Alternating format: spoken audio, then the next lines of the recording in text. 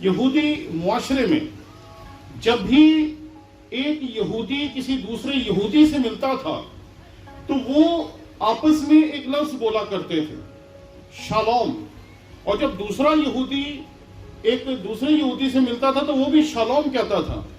ہم اپنے معاشرے میں جب کسی سے پوچھتے ہیں سلامتی تو ہم اس سے پوچھتے ہیں سلامتی ہے، اور وہ آگے سے جواب دیتے ہیں ہاں جی آپ پہ بھی سلامتی ہو.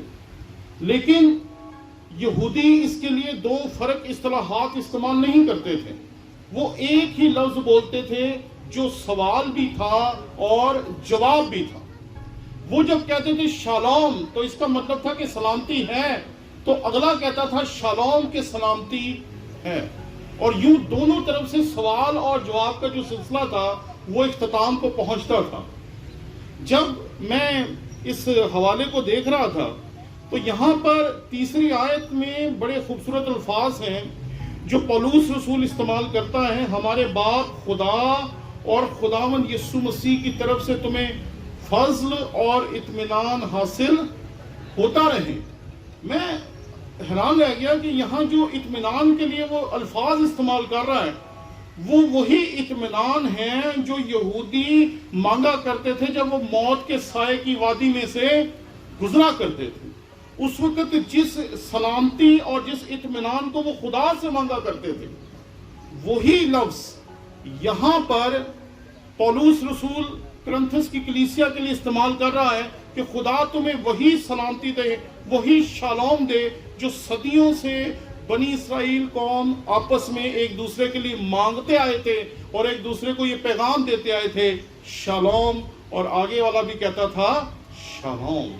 یعنی کہ وہ دونوں اس بات کا اظہار کرتے تھے کہ ہمارے پاس اطمینان ہے، ہمارے پاس تسلی ہے، کیونکہ ہمارے ساتھ لشکروں کا خدا ہے.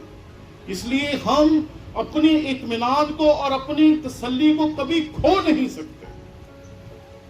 میں جب 2021 کے دسمبر میں تھا تو پیغامات دیتے ہوئے میرے سامنے ایک چیز آئی جس نے مجھے ہلا کے رکھ دیا. اگر ہم عام زبان میں استعمال کریں تو شاید یہ مکاشفہ تھا جو مجھ پر ہوا سن 2021 کے دسمبر میں، کہ دنیا میں ہر مذہب جو ہے وہ اپنے ماننے والوں کو کوئی نہ کوئی نام دیتا ہے جس سے وہ اپنے خالق کو پکار سکتے ہیں. کوئی نہ کوئی ایسا خاص نام، کوئی نہ کوئی خاص ایسی اصطلاح دیتا ہے جس سے آپ اپنے خالق کے ساتھ اپنا رابطہ قائم کر سکتے ہیں.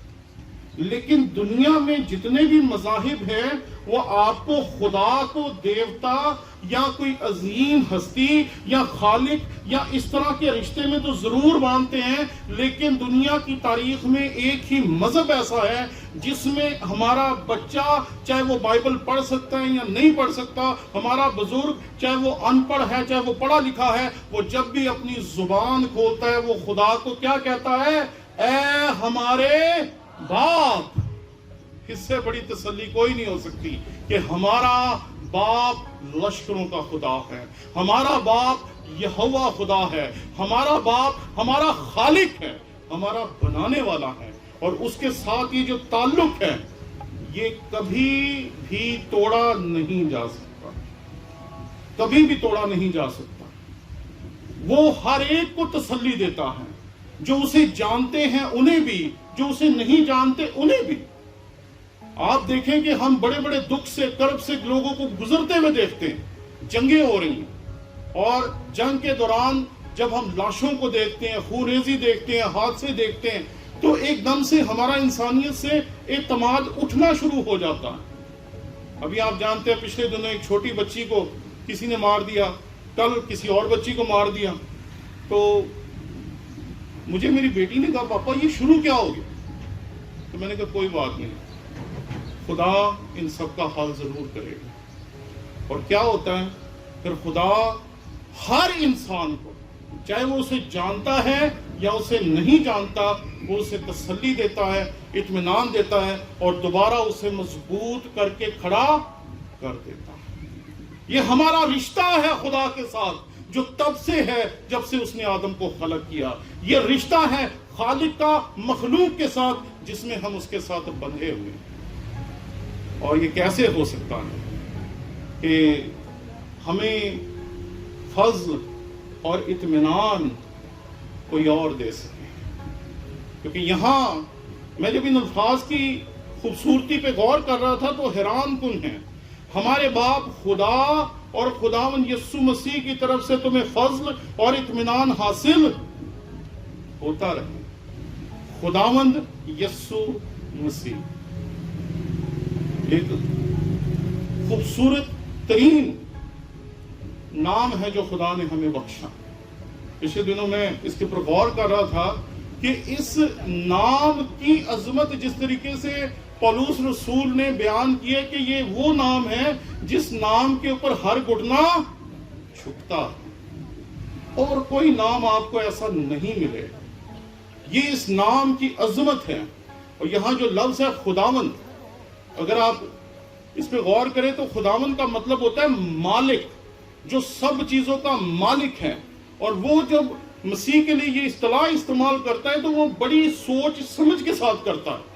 آج بھی 2000 سال بعد جب ہم مسیح کی تعلیمات کو پڑھتے ہیں, جب ہم پولس کی ان تشریحات کو پڑھتے ہیں جو اس نے مسیح کی تعلیمات کی دی ہیں, تو آج بھی مسیح کی باتوں کو سمجھنا ہمارے لیے کسی راز سے کم نہ ہوتا اگر پولس رسول ان سب باتوں کو اپنے خطوط میں ہمارے سامنے بیان نہ کرتا.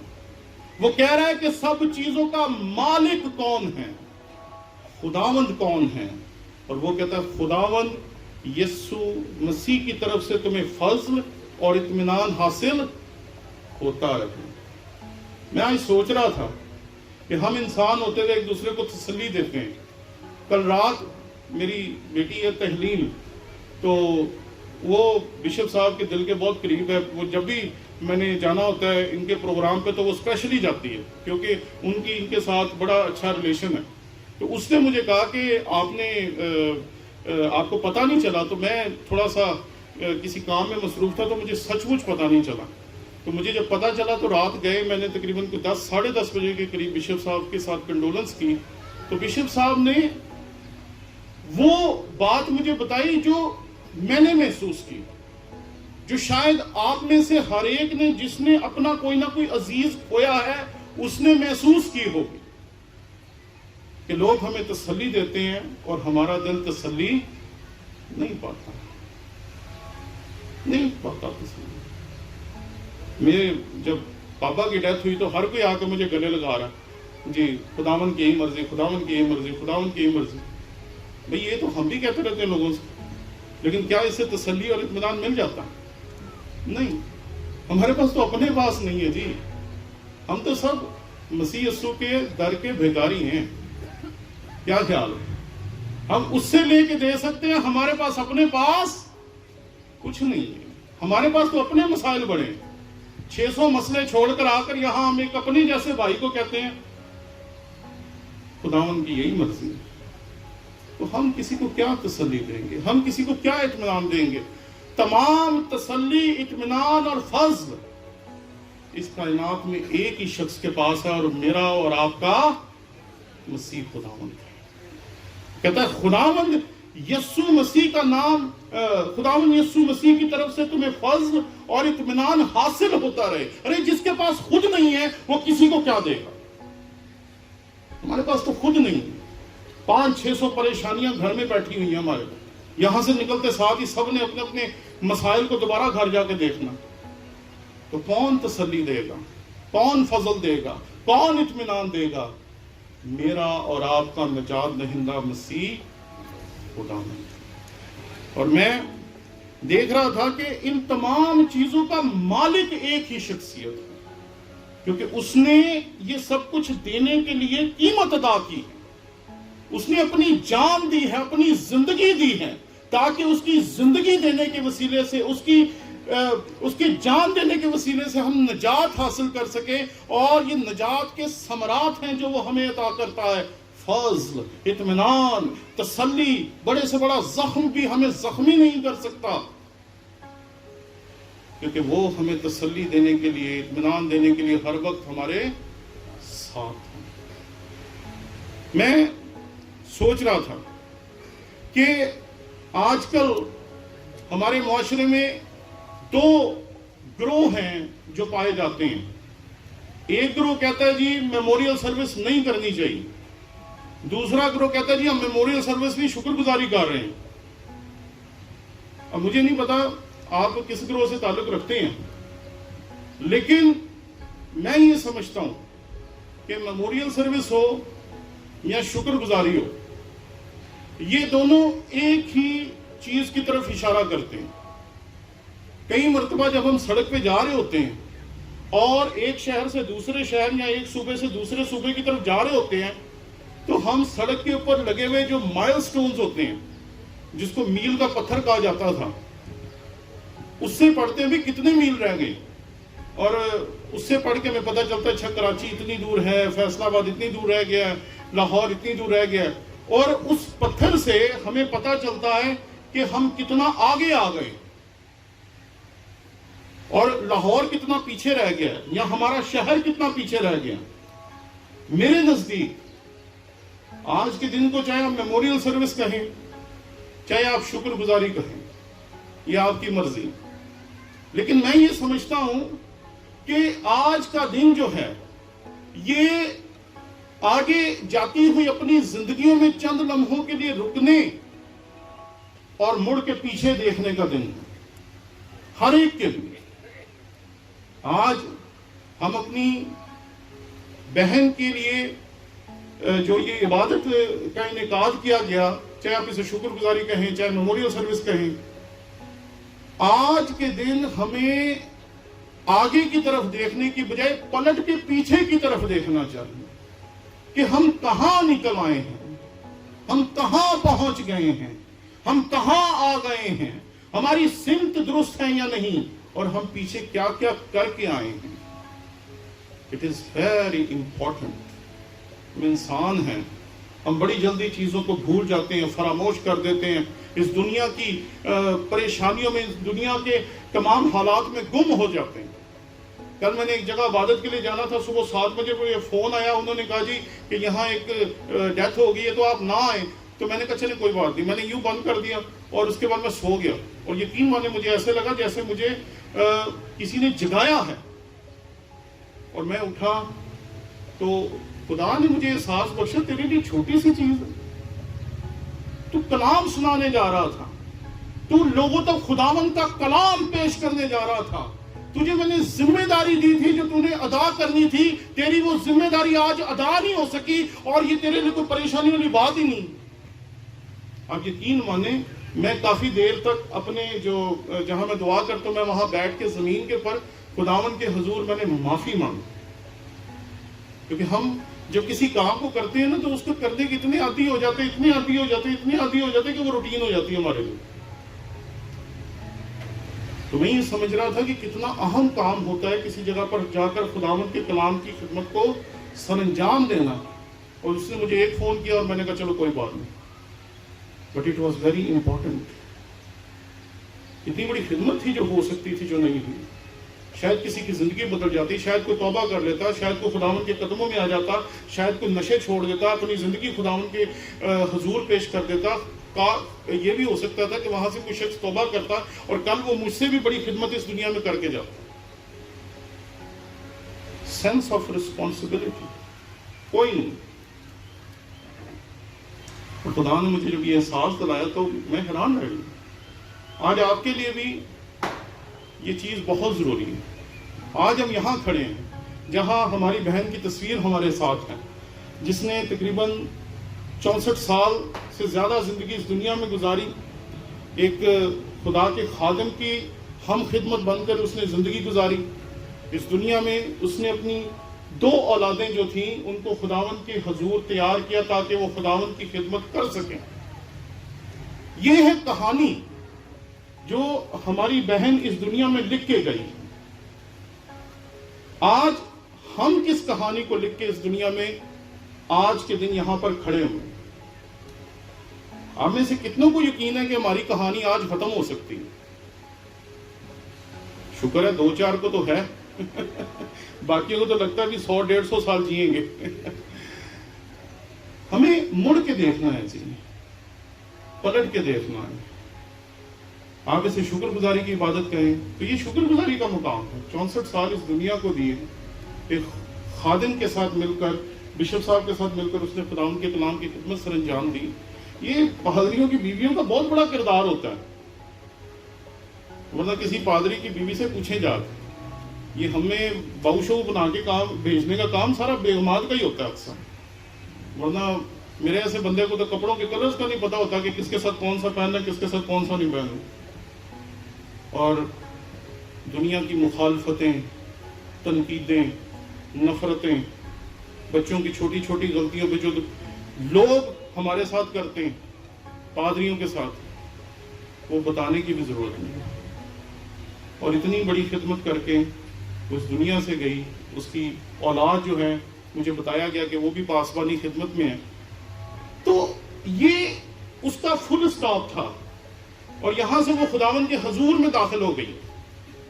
اور ہمارا ایمان ہے کہ وہ مسیح میں سو گئی. کیوں جی؟ ہمارا ایمان ہے. پریز دی لارڈ. یہ بہت بڑی بات ہے کہ اگر ہمارا ایمان ہے کہ ہمارا کوئی عزیز مسیح میں سو گیا ہے، اس سے بڑا اعتماد کوئی نہیں ہے جو کسی کو دلایا جا سکتا ہے. آج ہم کہاں پر کھڑے ہیں؟ تھوڑا سا مڑ کے دیکھیں کہ ہماری زندگی کہاں پر پہنچ گئی ہے اور کس طرف جا رہی ہے. کئی دفعہ ہم سوچتے نہیں ہیں، سمجھتے نہیں ہیں، دیکھتے نہیں ہیں. نہ منزل ہے، نہ مقصد ہے، اور جس کی منزل نہیں ہوتی، جس کا مقصد نہیں ہوتا، وہ کہیں پہنچتا بھی نہیں.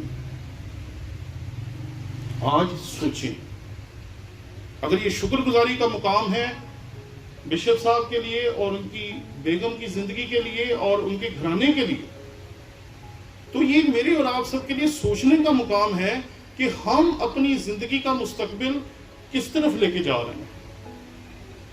90% تو ہم میں سے ایسے ہی ہیں، خدا سب ٹھیک کرے گا، میں نے کچھ نہیں کرنا.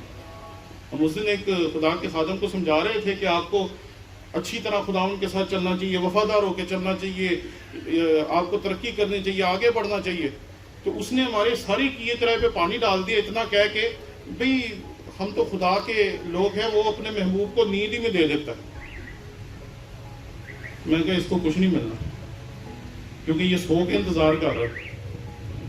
تو آپ کے ساتھ آج جس حقیقت کو میں چھوڑنا چاہتا ہوں وہ صرف اتنی سی ہے کہ ہم جسے اے ہمارے باپ کہتے ہیں، اس نے اپنے بیٹے کو اس دنیا میں بھیجا، اور اس کا بیٹا جو ہے وہ ہمیں فضل اور اطمینان دے سکتا ہے. اس لیے آئیں اپنی زندگیوں پہ غور کریں تاکہ وہ ہمیں فضل دے، تاکہ ہم درست طور پر بڑھ سکیں. اس خاندان کو نہیں، اس خاندان کے ہر ایک شخص کو جس کے دل میں دکھ ہے، کرب ہے، غم ہے، اس کے لیے ہمیں خداوند سے درخواست کرنی چاہیے کہ خداوند انہیں بھی اپنا اطمینان دے. اور اپنی زندگی پہ غور کرنا چاہیے، ہم کس طرف جا رہے ہیں، ہماری منزل کیا ہے. ہم کہیں جا بھی رہے ہیں یا بس زندہ ہیں اور انتظار کر رہے ہیں کہ کس دن ہماری باری آ جائے گی اور ہماری بھی میموریل سروس ہو جائے گی. تو سوچیں کچھ دیر کے لیے. دس از ویری امپورٹنٹ ڈے، کیونکہ یہ وہ دن ہے جس دن ہم نے مجھے پیچھے دیکھا اپنی ایک بہن کی زندگی میں، بشپ صاحب کی زندگی میں، ان کی اولاد کی زندگی میں. آج مجھے اپنی زندگی میں پیچھے مڑ کے دیکھنا ہے. آج آپ کو اپنی زندگی میں پیچھے مڑ کے دیکھنا ہے کہ کس طرف آ گئے ہیں، کس طرف نکل گئے ہیں اور کس طرف جا رہے ہیں. کیونکہ اگر ہم کسی منزل کی طرف نہیں جائیں گے تو یہ بات جاننے ہم کہیں بھی نہیں پہنچیں گے. اس لیے آئیں ہم نہ صرف اس کھانے کے لیے، اپنے لیے خداوند کے حضور ذرا سوچیں کہ جیسی مؤثر زندگی ہماری بہن نے ادا کی، ہماری زندگیاں کس طرف جا رہی ہیں. کیا ہماری اولاد بھی اس طرح ہے خداوند کے حضور چلنے کے لیے تیار؟ کیا ہم بھی اس کی خدمت میں اپنے آپ کو پیش کر رہے ہیں یا نہیں کر رہے؟ آئیں ہم اپنی آنکھوں کو بند کریں اور کچھ دیر کے لیے خاموشی سے اپنے دلوں میں اس بات پہ غور کریں، ہم کہاں پر آ گئے؟ جو مسیح میں سو گئے ان کی ذمہ داری مسیح کی ہے، ان کے لیے ہمیں پریشان ہونے کی کوئی ضرورت نہیں۔ ہمیں اس وقت اپنے لیے پریشان ہونے کی ضرورت ہے۔